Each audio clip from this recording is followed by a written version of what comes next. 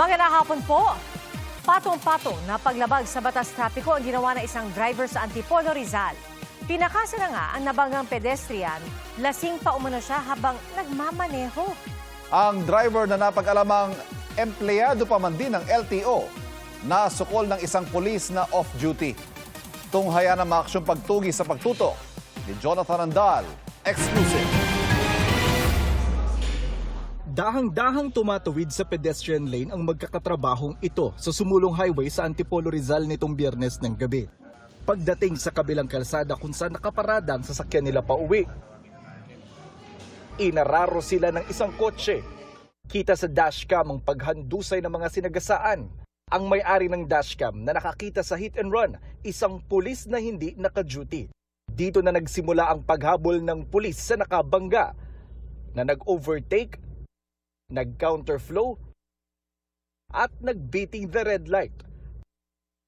Pati pulis na humarang na mismo sa kalsada, tila babanggain pa. Umabot ng 10 minuto ang habulan bago na corner at napatigil ang driver. Inaresto siya mismo ng humabol na off-duty na pulis. Nagpakilala akong pulis. Sabi ko, may nabangga ka ron sa sumulong highway, kaya na pakitang hinahabol, huminto ka na. At then sinabi sa akin, tatabi na po ako. And then nilapitan ko siya. Sabi ko, sugang kilos na masama. Nakakulong ang driver sa presinto ng Antipolo Police sa Kogyo. Tumanggi siyang magbigay ng pahayag. Sabi ng umarestong pulis, umamin ang driver na nakainom siya. Pero Ayon sa kanya, hindi niya alam na meron siyang nabangga. Tapos nung tinanong ko rin siya, kung nakainom siya, inamin niya nakainom siya. Tinanong ko kung saan siya nag-inom, somewhere in Quezon City. Nasabi niya sa akin.